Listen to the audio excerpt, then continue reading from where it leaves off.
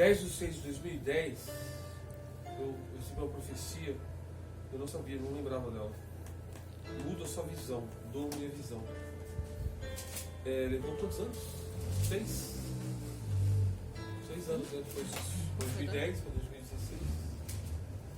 Muda a sua visão, dou minha visão. 19. Oi?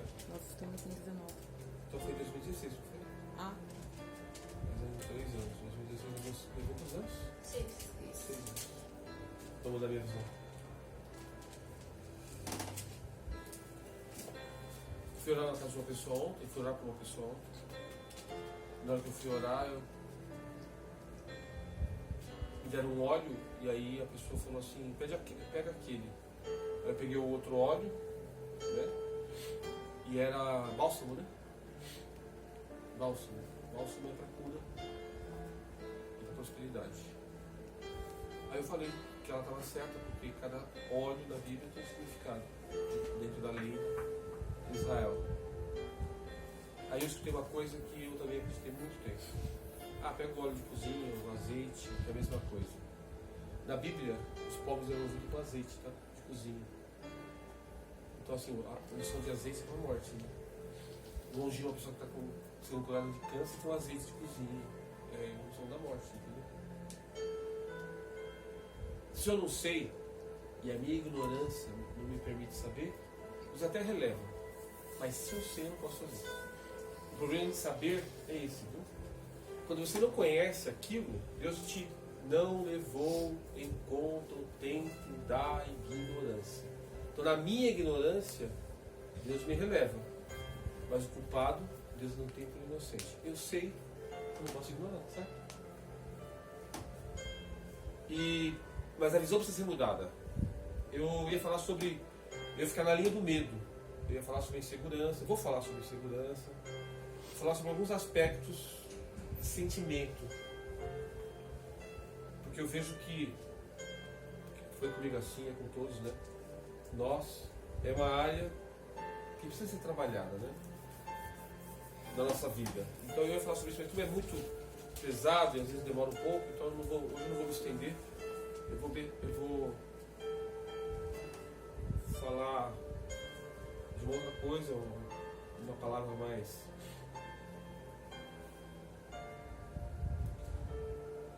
voltada para dar gás para a gente, concepção de gás. Porque sentimento, né, quando nós não dominamos ele nos causa dores, como a Paulo está sentindo. Seja qual for o sentimento, né? Então, se você reprimir o sentimento, raiva, medo, angústia, todo sentimento causa dores. Então, talvez a preocupação, a gente está aqui, nós não estamos dentro da Paola. Então, ela tem as preocupações dela, tem a forma de se preocupar, de ver a vida. E às vezes a forma que ela está vendo a vida, se preocupando, faz mal a ela. Porque o nosso corpo não tem capacidade para algumas coisas. A gente precisa ver o nosso limite. Você está fazendo qualquer coisa, está em qualquer batalha, começou a doer o corpo, começou a ter dores, o seu corpo começou a ruir, né? Para. Eu tenho que fazer diferente. Mas esse controle da vida, nosso pai não nos ensina, a vida também não nos ensina. Você precisa aprender, né? E o objetivo de falar, às vezes, é esse, que a gente aprenda a controlar esses sentimentos, para que a gente possa ter uma vida mais saudável. Não viver com medo de ser feliz. Eu anotei aqui, eu tenho orado, né, por esses pedidos que eu anotei. A Yolanda, a Elaine, a Juliana, a Paulo, o Thomas, que estavam aqui no dia, eu anotei, 15 de 2019, o pedido que fizeram. Então a gente precisa buscar aquilo que a gente quer para a nossa vida. Porque Deus quer alguma coisa para a nossa vida. E eu, todas as vezes que eu recebo uma profecia, estou com a Bíblia, eu escrevo. Então, aí ao longo do tempo eu vou vendo. E essa aqui eu tinha esquecido, eu já se cumpriu. Eu mudo a sua visão. Deus fala assim, eu mudo a sua visão por quê? Vai melhorar meu grau de enxergar, né? E Deus mudou completamente a minha visão de ver as coisas. Eu vejo as coisas de forma totalmente diferente. E agradeço por isso. Eu poderia estar numa cadeira bem grande da Assembleia de Deus. Bem grande. Se eu não fosse o primeiro aqui em Perus, talvez eu fosse o segundo. Se eu não fosse o primeiro na Lapa, talvez eu fosse o segundo. Se eu não fosse o primeiro na graça plena, talvez eu fosse o segundo. Eu podia estar em lugares grandes, mas sempre no momento de eu estar nesse lugar, vinha um questionamento para mim. Presta atenção. É o lugar que Deus quer que eu esteja? Então foi-me prometido lugares altos. Mas todas as vezes que chegava em lugares altos para mim, eu pensava assim, mas é aqui que Deus quer que eu esteja? Hoje eu olho e vejo amigos meus, meninos que cresceram comigo, outros que eram meninos quando eu já era homem, sentados nesses lugares. E eu não gostaria de estar sentado no lugar que eles estão sentados, da maneira que eles estão sentados. Não porque estão em pecado, porque não tem a visão. Entenderam? Não adianta você estar num lugar alto e ter a visão para trás, enxergar para frente. Então eu dou graças a Deus porque eu não sentei, mas eu tenho a visão. Então se eu tiver a oportunidade, não importa onde eu estou, né? Então eu fico, assim, eu questionei Deus uma vez, né? Poxa, eu vi a Catedral de Perus pronta, deu uma indignação, sabe? Eu já está ali, né? Mas como você seria? Amém? Como você seria? Se você não consegue enxergar a diferença de um óleo, você não consegue enxergar a diferença, se você não consegue ver além disso, como que faz? Para que você serve? Lembra que eu falo sempre aqui? Para que você serve? Se a gente vai viver sendo amedrontado ou comprando a bênção de Deus, né? Eu vou dar o dízimo, tem que ser fiel em algumas coisas? Claro que sim. Mas tem muitas maneiras de conquistar as coisas que não passam por essas coisas. Eu me revolto com algumas coisas. Como é que você pode não entender uma questão dessa, de um óleo, por exemplo, a diferença de um óleo, e a Bíblia faz distinção disso? A Bíblia faz distinção das coisas, sim. Lugar, roupa, a Bíblia faz distinção, e a gente não entende. Agora imagina você gastar o seu dinheiro para comprar uma carteirinha, para você ser um ministro, você gastar 500, 800 reais por ano para ter um lugar, um título. Aí quando você vai ser, sabe, e você não entendeu o que é isso, não entender que o homem só fez isso para arrecadar dinheiro, você não enxergar isso, é porque você não enxerga as coisas de Deus, então Deus tapa os seus olhos para essas coisas. E aí você fica na máquina que está aí. Então eu acho que a gente está fora disso. Vocês podem ir mais além. Depende de vocês. E se Deus tirou você disso, me tirou disso, me colocou fora disso, nos deu a oportunidade de estar aqui. Ninguém aqui é rebelde. Ninguém está se rebelando contra nada. Ninguém está aqui falando mal de igreja, de ministério, de nada. Mas nós estamos falando do que a gente está vendo, da visão que a gente tem. É muito ruim estar num lugar e você está criticando o lugar que você está. Eu acho, né? Você está ali e você não está satisfeito. Você fica criticando o lugar que você está. É o que eu sempre falei para o Cris, para a Dani, e falo para todo mundo. A gente está no lugar, a gente é obrigado a seguir a regra do lugar. Senão, sai do lugar. Porque senão você é obrigado, entendeu? A seguir a regra do lugar. E isso é o que mais dói. Olhar as pessoas e não ver a transformação. Então, se o Evangelho não transforma, não torna você uma pessoa melhor, diferente, se você é a mesma pessoa que você era ontem, você não é cristão. Você não está no Evangelho. Se você não tem o toque de Deus na sua vida, não adianta. Não adianta. Não tem sentido. Olha a Bíblia do homem. Vai lá, 2 Samuel.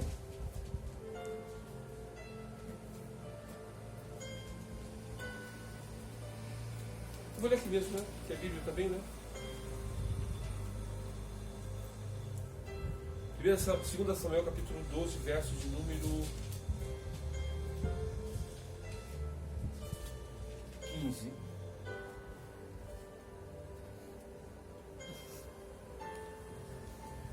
Então Natã foi para sua casa, e o Senhor feriu a criança que a mulher de Urias dera à luz, a Davi.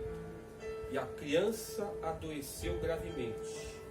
Buscou Davi a Deus pela criança, jejuou Davi e vindo, passou a noite prostrado em terra. Então os anciões de sua casa se achegaram a ele para levantar da terra. Porém ele não quis se levantar e não comeu com eles também. Ao 7º dia morreu a criança. E temiam os servos de Davi informá-lo de que a criança estava morta. Porque diziam: eis que estando a criança ainda viva, lhe falávamos, porém não dava ouvidos a nossa voz. Como, pois, diremos que a criança é morta, por mais que se afligirá? Viu, porém, Davi que seus servos cochichavam uns com os outros, e entendeu que a criança estava morta. Pelo que disse aos seus servos: é morta a criança? Responderam: morreu. Então Davi se levantou da terra, ungiu-se, mudou de vestes, depois veio para... mudou-se de vestes, entrou na casa do Senhor e adorou. Depois veio para sua casa, pediu pão, puseram diante dele e ele comeu. Então seus servos lhe disseram: que é isso que fizeste? Pela criança, presta atenção nisso, viva jejuaste, choraste. Porém, depois que ela morreu, te levantaste e comeste pão. Respondeu ele: vivendo ainda a criança, jejuei e chorei, porque dizia: quem sabe se o Senhor se compadecerá de mim e continuará viva a criança. Porém agora é morta, por que jejuaria eu? Poderei eu fazê-la voltar? E eu irei a ela, porém ela não voltará para mim. Então Davi veio, né? Continua o texto. Amém? Amém? Amém. Vivendo ainda a criança, jejuei e chorei, porque dizia, presta atenção: quem sabe o Senhor se compadecerá de mim e continuará viva a criança? Quem sabe? Percebe? É só uma palavra de ânimo, tá? Quando lutar e quando não lutar, né?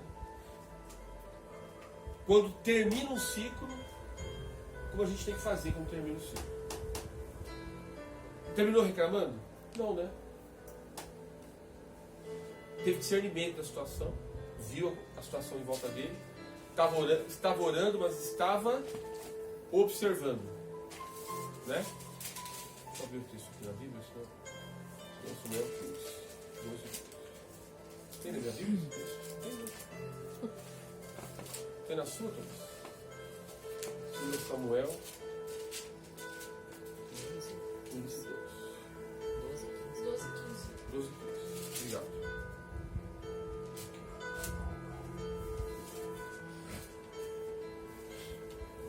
Então, ele teve discernimento da situação. Ele estava orando, todos estavam vendo o que ele estava fazendo, mas ele teve discernimento da situação. Ele estava orando e prestando atenção no que estava acontecendo. Quando nós oramos, nós temos que prestar atenção no que está acontecendo. Não adianta orar e não está vendo nada. Se você não está vendo nada, você não está orando. Ele se prostrou. Significa o seguinte: ele tirou a roupa dele, trocou de roupa, vestiu um saco, né, de um trapo, né, para dizer assim: olha, eu estou me humilhando. É por isso que ele trocou de roupa, trocou um trapo. Aí pegou a cabeça e cobriu de cinza, para dizer assim: eu sou cinza, vou virar pó, eu não sirvo para nada. Tipo, eu pequei mesmo, fiz errado. E se prostrou. Se prostrou é colocar o rosto no chão. Geralmente um pecado grave faz com que a gente ponha o rosto no chão. Geralmente uma situação que a gente precise muito faz com que a gente vá ao pó com o rosto no chão. Aí ficou lá. Aí olharam para ele não comia e não bebia. Os servos dele, por ele ser o rei, temeram pela vida dele. E falaram assim: olha, rei, você precisa comer, está aqui o pão, tá? Ele não comia, ele não dava ouvido. Continuava se humilhando. Ele disse por quê? Porque eu estava acreditando, pode ser que Deus deixe o menino viver. Ele queria o filho. Pode ser que o menino possa viver. O que Davi estava querendo? Davi queria que o filho que ele teve com Batseba, que era a mulher de Urias, estivesse vivo. Porque ele queria que o filho que ele teve com Batseba, que era casado com Urias, fosse o rei no lugar dele, certo? Bem? E isso é o que ele queria. Mas o que Deus queria? O que Deus queria? O que Deus queria? Deus queria. Amém? Davi não sabia o que Deus queria. Mas pode ser que dessa forma eu mude o que Deus quer fazer. Olha só. Davi, você é um filho, é um rei estranho. Você é filho de um israelita, mas a sua mãe é uma prostituta. E você é um hitita. Você é um rei estranho. Então você é um cara, Davi, que já passou por muita coisa para chegar onde você chegou. Só que tem uma coisa, você chegou aí. Agora, você precisa ter outra postura. Para cada lugar que a gente conquista, para cada coisa que a gente conquista, a gente precisa ter postura. A gente não pode levar as coisas com a barriga a vida inteira. Entende?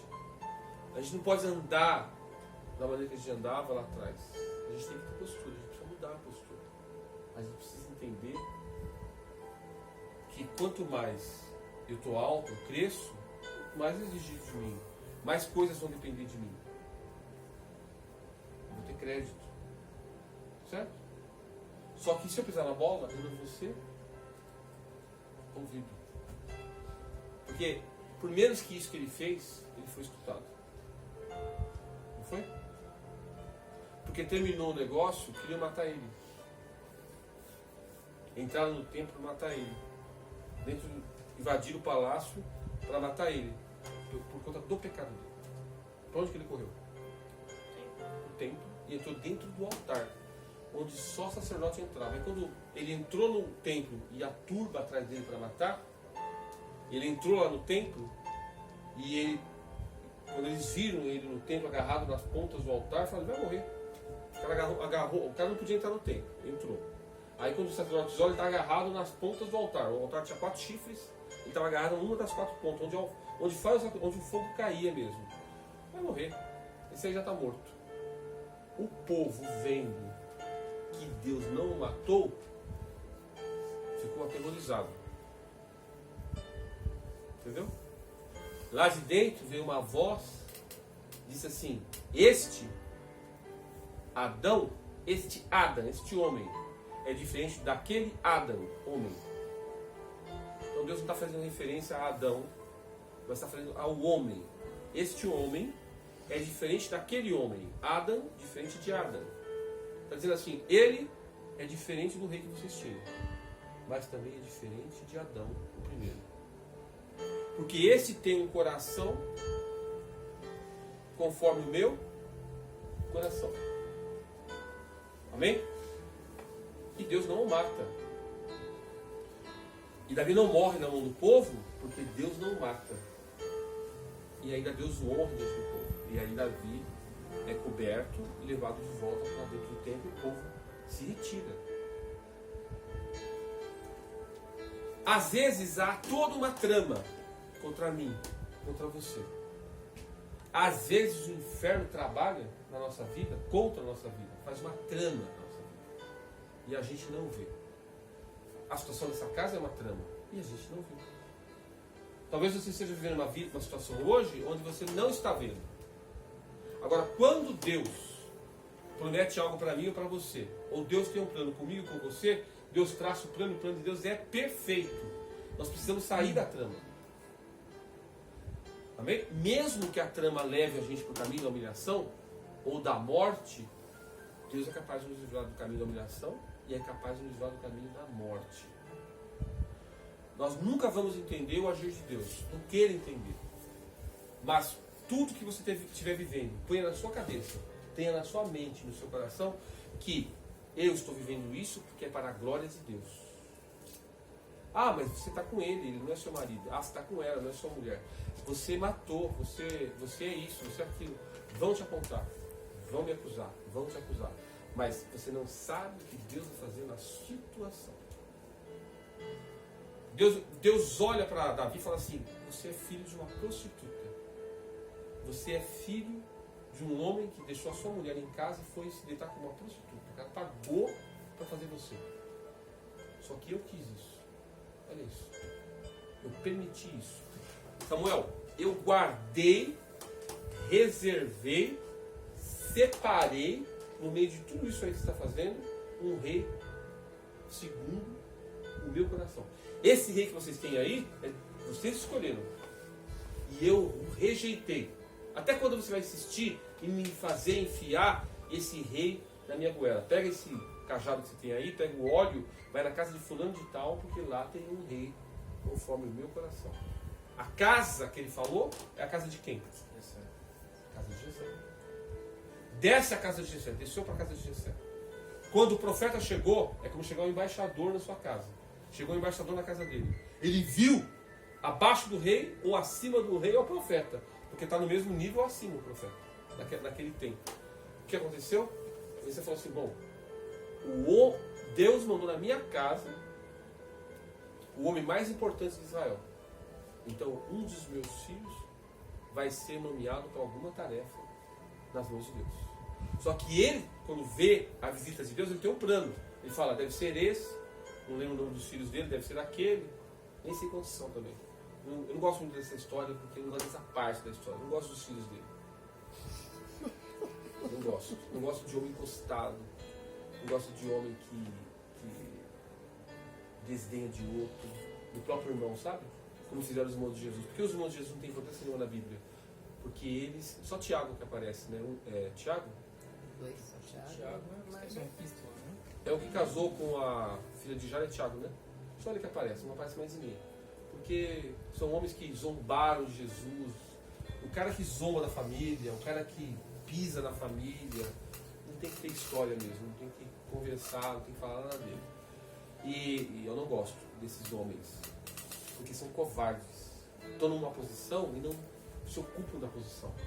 Estão no alto escalão de Israel, estão no alto escalão do exército de Israel e são covardes. E ainda menosprezam quando alguém chega com um discurso diferente. Alguém chega lá e fala assim, não, vamos matar esse cara aí. Quem que é? Aquele cara ali? Vamos para cima dele, vamos matar ele. Ele fala, não, você não é ninguém para matar. O cara não faz. Está no lugar de fazer e não deixa o outro fazer. É o pior tipo de pessoa que tem para a gente falar. Então, um lugar desse eu não gosto nem de ir. Então, a casa de Jessé é um lugar que eu não iria, não visitaria. Mas Samuel foi lá. E quando ele vai, realmente, os caras têm aparência. Parecem pastores, parecem generais, parecem reis. Tem tamanho de rei, tem aparência de rei. Né? Estão na casa que Deus falou que teria um rei. Ó, tem um rei lá, vai lá. Só que Deus não disse o nome do cara. Aí ele chega lá e vê o primeiro, o segundo, o terceiro, o quarto, se não me engano, o quinto também. É quinto dos infernos. E não é nenhum deles. Não é nenhum deles. Porque não é o que o pai quer. Não é o que a mãe quer. Não é o que o profeta quer. Não é o que você quer. É o que Deus quer de fato para você.